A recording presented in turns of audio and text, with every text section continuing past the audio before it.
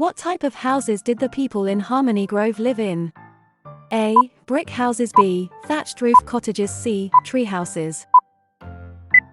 B. Thatched roof cottages. What talent did Crispin the crane showcase at the Grand Festival?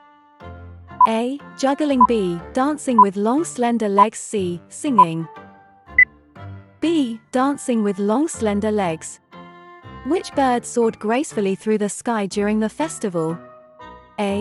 Percy. B. Crispin. C. Alba. C. Alba.